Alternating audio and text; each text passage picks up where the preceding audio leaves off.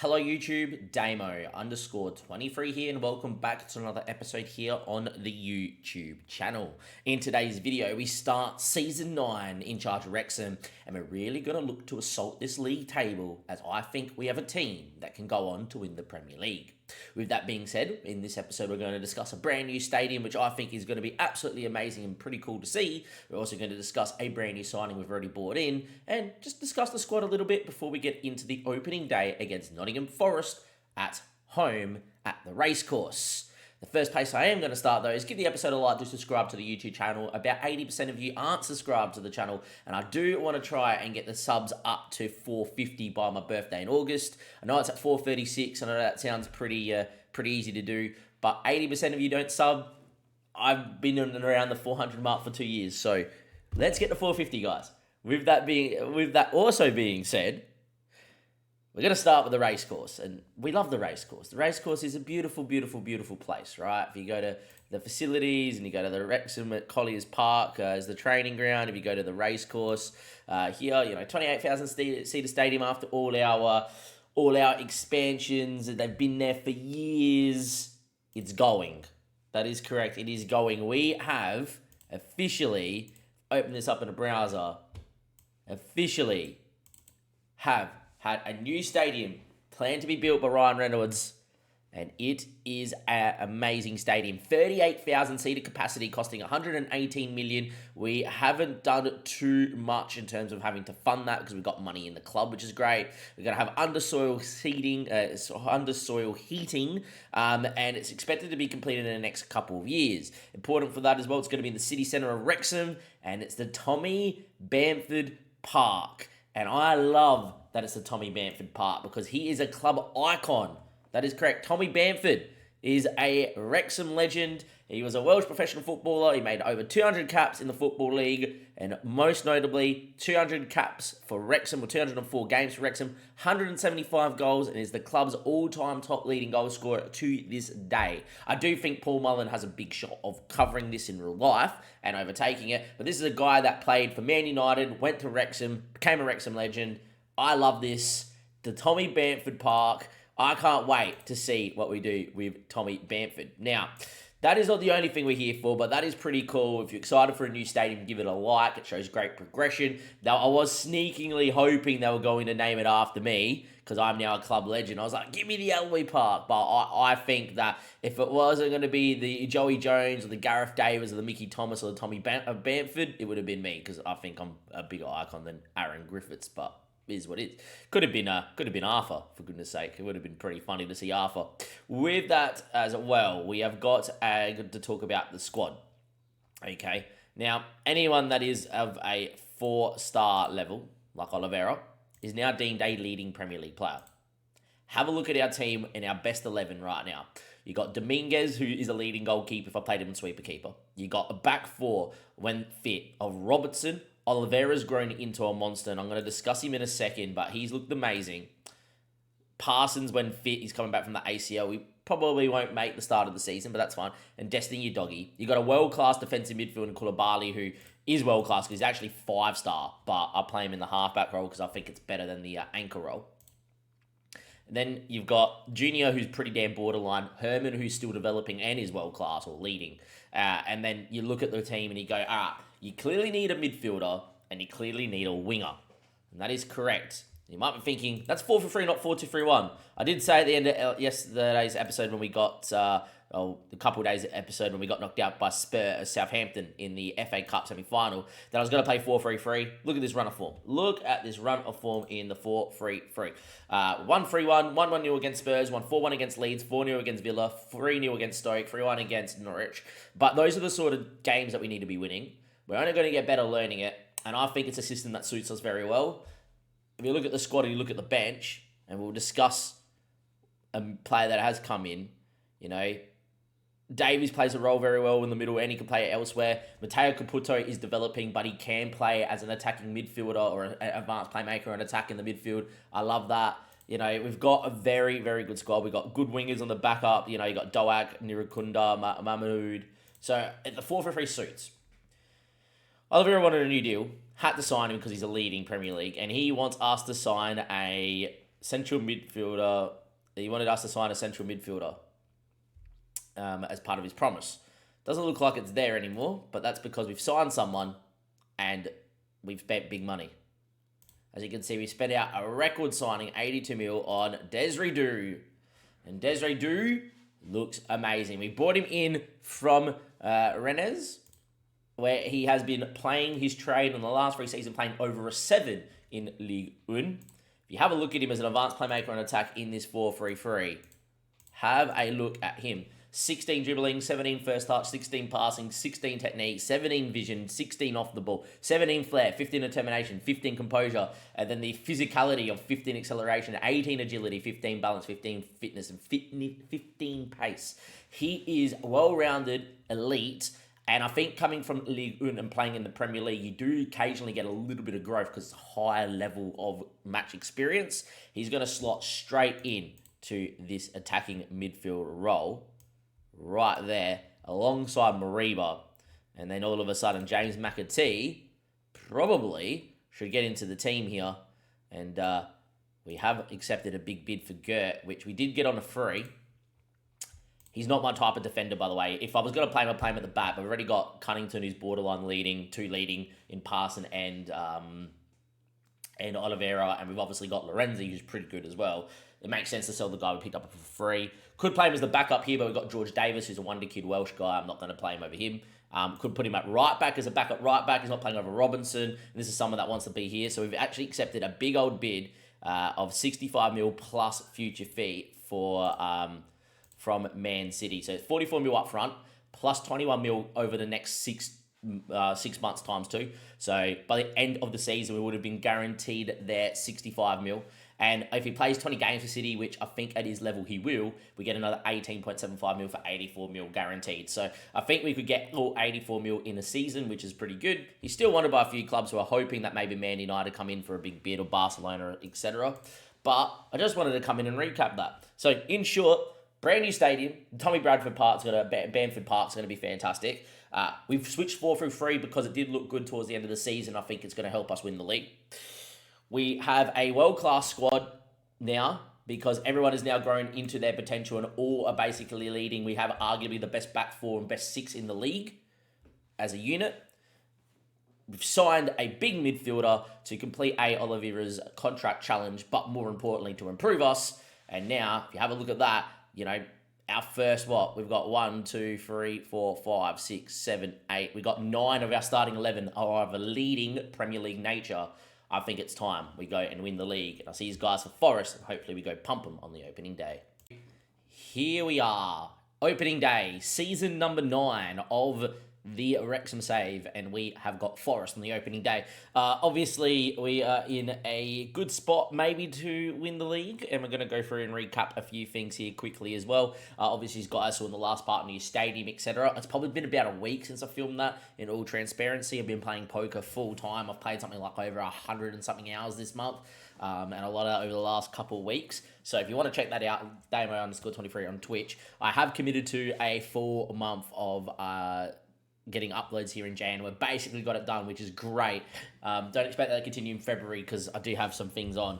But we are here with Forest, and let's go through the team. Firstly, season preview-wise, predicted to finish 7th, but I don't read too much into this. The game never gives you, a good season preview until you probably win the league and your reputation grows that little bit more. But predicted to finish 7th, and I wouldn't be happy with 7th, but I know the board would be. It would still be in Europe, and maybe, finishing in the Europa League or one of those spots might be better for us, just so we move longer term. As you can see, Bournemouth have been flying, and they're now predicted 6th. That's how good they are. They're predicting, obviously, us to line up as such. Obviously, there's still a couple of injuries that we'd have to discuss there. Obviously, Lewis Parsons is one. But, it's a pretty good side. They're expecting the 4-2-3-1. We definitely are moving into the 4-3-3. I'm like 99.9% sure I mentioned it at the end of at the end of the first part of this episode. But main reason for the switch is we did not lose a game playing 4-3-3. And then in pre-season, we played it to see how we went. Obviously, we beat Celtic, which is huge, beat a few of the notable clubs. And then we played Real Madrid, who lined up fairly full strength at the racecourse. Vinicius out there, Giovanni Reina, Camavinga, Bellingham, Hincumpy was out there, Scalvini, a couple of the youngsters were pretty good. Obviously, Daya Upamecano was on the bench here as well, but a lot of their good key players played. We managed to win 2-1, and we actually dominated the game. So I think it's a pretty good preseason. The 4-for-3 is a system that we've seen it in the David Does England Challenge. It's a bit more defensively solid. It dominates the ball a bit more, and you're not as open at the back. So there we are. If we're looking at people that get into the team of the year, it's only Koulibaly, but he's one of the best players in the league. And yet again, this guy will be key to us. Just amazing in the whole. Somehow has not been picked out of the Ivory Coast squad. So the best player in the Prem nearly is now not playing international football, which is great for us, but not great for him. Let's go and touch on transfers now and the ins and the outs. There hasn't been too many ins. There hasn't been too many outs, it has to be said. Only one big in at the moment. That was Desiree Du, who I did mention in the episode here. Obviously fantastic, world-class, gives us a lot. But what we have done is actually trimmed a lot of the money out of the club. So we obviously that, Gert left. Big amount of money, wasn't going to play for me in the 4-3-3, doesn't get in at centre-back, doesn't get it at DM, so obviously sold him, I'm pretty sure we mentioned that. But, Saravola ended up leaving there for 17 million as well, wasn't going to play, nice. And we just got a lot of loans and a lot of people out the door that, need development. So guys like Jamie Hamazabal, who still has the potential to be here and be fantastic, has gone out on loan. Brian Sanchez hasn't really developed on loan, still worth 60 to 70 million, hopefully get a good loan one, and then maybe sell him on for about 30 mil or so. Same with Palengi, tried to sell him, no one came in, so we loaned him. All these guys here obviously not too bad. So the squad hasn't changed much, but it's more the system. But have a look at the team and where we sit and how good things are. The back four and a couple of the midfielders are all 4-star, which is good to leading. And our goalkeeper's that too if he doesn't play on sweeper keeper. If he played on sweeper keeper, there we are. Mariba as a centre mid on attack seems to score goals, so he's going to start. Pavlovic has been pretty good as well. Junior and Harmon are world class or borderline and can become better. And you got lots of Ben Doak, Mohammed, who's developing on the bench. You got Capoto, who is developing on the bench and looks very good in the role as a central midfielder. You got Walter, who could develop still into the best centre left back in world football if he grows up a little bit more. George Davis is the other one here as well. Great defensive midfielder, up to 3-star at 19 years of age. You've got a good squad. And the one thing I have done, which I know isn't something that I was going to do, but if you have a look at Arthur and how much development there is, 1, 2, 3, 4, 5, 6, 7, 8, 9, 10, 11, 12 stats, only 15 plus, which, you need 15 to be borderline world class. But it's the stats that I love, dribbling, finishing, first touches elite, passing, technique, good pace, good agility. I actually think this guy sticking around the club, if we have a little bit of injuries or Nestor Irukunda gets a big bid or something like that, Arthur's someone that we're definitely going to look to, obviously, probably look to use at some points this season, training to play on the left. Also important to note, Arthur wants to leave the club, thinks he's achieved everything. No one's bidding 47.5 mil, so I'm not going to sell him. Let's get into this game here against Forest. Hopefully we go and win. Now, obviously, Robertson's coming back from injury. Did he pass fit, though? Failed his fitness test, no good. Parsons definitely not playing here today. So Lorenzi is going to come in but not start. Cunnington, who is obviously developed into a very, very good centre-back who looks fantastic. A few downward arrows, but all good. Will come in and play right back. And then on the other side, Robertson's out. Williams has been developing, just played in the 21s, looks decent. And unfortunately, Ben's got a bit of a knock. But if you look at there, the South African is developing pretty damn good and probably arguably should be our backup right back. But yeah, I guess with this, what I'm going to do is actually play Walter and use Robertson off the bench. And we're going to go Dominguez, Walter, Cunnington, Oliveira, Udogi, Koulibaly, Desiree Du on his debut wearing the number 10. Mariba keeps his role for now. Junior, Pavlovic, who had a very good end of the season last season, and Josh Herman. So let's get into it. Hopefully we do well. Destiny Udogi had a bit of an injury during preseason, so not 100% fit himself. But if we go out there, play our game, play our way in the 4-3-3, we should be winning, and hopefully we do. Let's get straight into it here. This is a game that we should be winning here on the opening day. I think we've got a team that in this system can win the Premier League if things go our way. If City and Liverpool, Arsenal, Bournemouth don't go on the massive, undefeated run, and it's weird saying Bournemouth are in a title fight, but with what we saw of last season, they're pretty good. We can go on our own little run and maybe win the league. And we've finished second the last couple of years, and maybe this year's our year. Anyway, backstick ball to Mariba, centre mid on attack. He scored goals in pre-season. He scored goals at the end of last season. I've used him many times on FM. Had him at mess as a bombing on midfielder, as a box-to-box. He scored goals and hit balls from distance. Now moving with centre mid on attack, he started to score a couple goals from outside the box. He's decent in the air, and he's in the right spot at the right moment, and we're 1-0 up here. And as you can see, 17 minutes played, 63% of the ball, 5 shots, 3 on target. We're very dominant in this 4-3-3.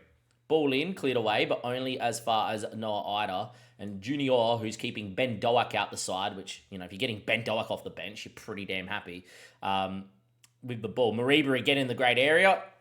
Mate, the centre mid on attack. Mariba getting in the pockets of space. He's well class, and there we go. 2 goals in 5 minutes for Mariba, who, if you have a look at him, I've seen better versions of him. If you think back to a couple of years ago on FM, when he's at Barca, grew into such a wonder kid and such a world-class midfielder. May not be that, but because he's so well-rounded at what he does, he's so good at getting forward, and he's got very good player traits that he's the sort of guy that you just give game time to and off you go. Anyway, Koulibaly, great ball. Destiny Doggy, ball through the channel. Mariba in that half space in between the left back and centre back, and we scored 2 goals inside 5 minutes of each other. We're 2-0 up here against Forest. As I get the frog out of my throat. Dominguez now with the ball. Finds Mr. Cunnington. Good ball out to Walter, playing at right back today. And it's important to give him as many minutes as possible. Cunnington, who could have played right back, finds Desiree Due. Desiree with the ball. Mariba in a good spot. Finds Josh Herman. His first chance of the first game of the season. Unfortunately, it's saved by Baxter. That's the one thing I will say is I do worry about how many goals Herman will score in this season because we share him around quite a fair bit in this system.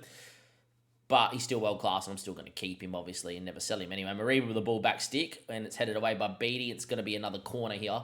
And it's absolute domination and pressure is being applied to this Forest goal. We are absolutely buzzing out here at the race course, which obviously, we watched the first part of the episode, which I imagine all of you would have. You know that we're getting a new stadium in a couple of years' time. With that being said, backstick ball to Junior, heads just over. Still lead 2-0 after 25 minutes. We are buzzing out there, and we are looking absolutely fantastic. It's going to be a short corner for Mariba. Pavlovic now, he can whip one. Puts a ball towards you. Destiny Doggy doesn't win it. Herman then heads towards goal. It's headed into the bar by Destiny Doggy from a point, from a very tight angle. Would have been a fantastic goal. But 30 minutes played, Noah Ida with the ball. We force him backwards. Alanga now, Noah Ida, and that's going to be the highlight. Junior now, Desiree Dure, who's looked pretty decent on his debut. Nothing special, but ticking the midfield over, which is exactly what we want. It's a great ball to Junior. Numbers queuing in the box. Backstick towards Pavlovic. He doesn't win it. Destiny Doggy bombing on. World-class left back. Ball front stick. Herman's effort blocked and blocked again. 2 efforts there for Josh Herman. Both blocked on the goal line. Really should have been 3-0, you would imagine, with the domination that we've had. Koulibaly finds Mariba. Has Herman in the half space. Instead went for Pavlovic. He's got options in the box. Back heel to the Udogi. Backstick ball to Junior. Heads just wide. Good football.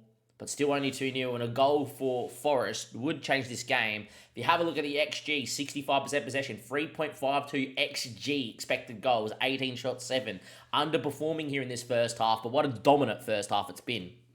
Pavlovic now with the ball. Driving. Loses out.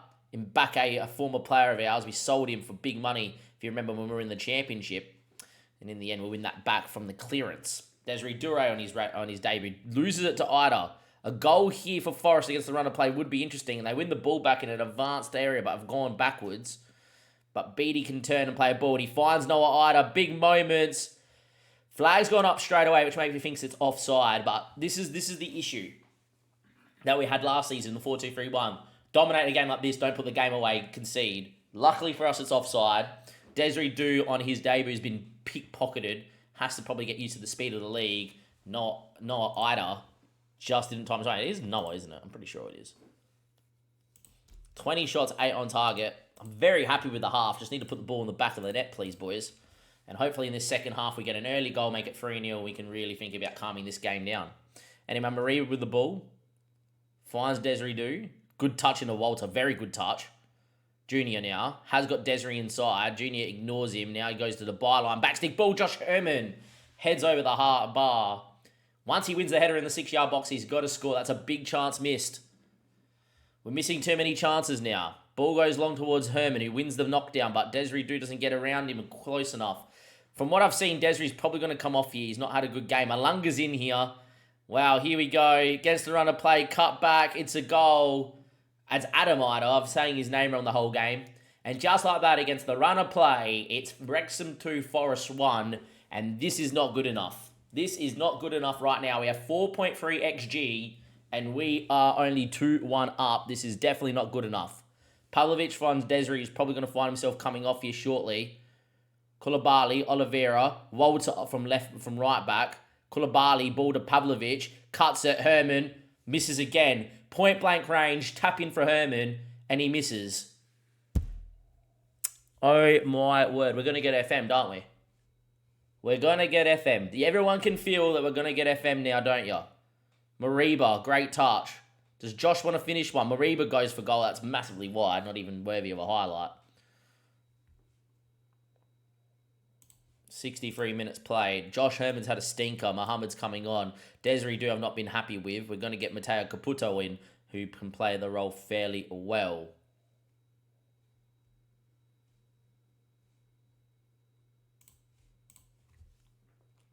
Two changes there. Hopefully give us a goal.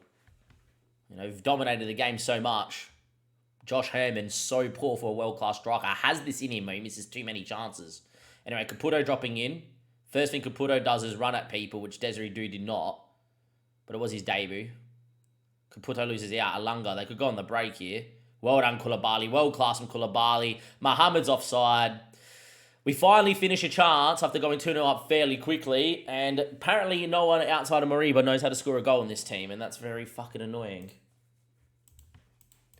Not good enough today. Not good enough at all today. We've played everything right but finishing chances. 70 minutes played. It's a corner. Can we find a third, please? Pavlovic in the area. Can he find a cutback? Does. Koulibaly, what a save. Falls to destiny, a doggy flag stays down. We finally score after missing a million chances, having over 5 XG. It is now Wrexham 3, Forest 1. It's taken a save from the keeper and a full to our left back. No one forward thinking can score. What a save it was from Baxter, to be fair. But there we go. We finally score. And there we are. With that being said, Walter's going to go to that side. I'm actually going to bring in Peter Williams now that we've scored. Same way that I think we're going to bring off Cunnington for Lorenzi here and just get him in as a central defender and defend. And we will make our last change, and it will be Junior for Ben Doak to keep him happy. 3-1 to the good. Couple more changes made. 6.2 XG, only 3 goals, and we conceded. I'm not overly happy. I'm going to be happy with the 3 points. I'm going to tell him that they've played sensational, but realistically, I want to go in that dressing room and say this is not good enough. When you had 29 shots, you've got to be winning that game by about 4 or 5 goals. And, well, it's not over. 3-2. If it finishes 3-2, I'm going to blast them and tell them it's not good enough. There is no way Forest should be in this game, but here we sit. Peter Williams. Taking his time. Throws into Moriba. Cuts it. Mohamed. Great finish. 4-2 now. Mohamed scores. Great goal. Off the bench, the Egyptian. The new Egyptian king. The heir to Mohamed Salah's throne. Mahmoud scores. Great swing of the right boot. Great finish. 4-2. Crazy game of football. Still massively underperformed, I feel. Nearly 7 XG.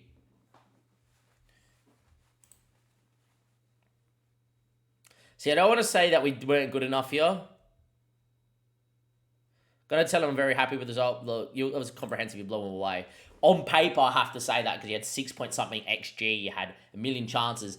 We conceded 2 goals to a seed that did nothing and only scored 4 out of 30 chances. I'm realistically not really happy with that. But look, 6-goal thriller to start the season. We never looked like losing the game.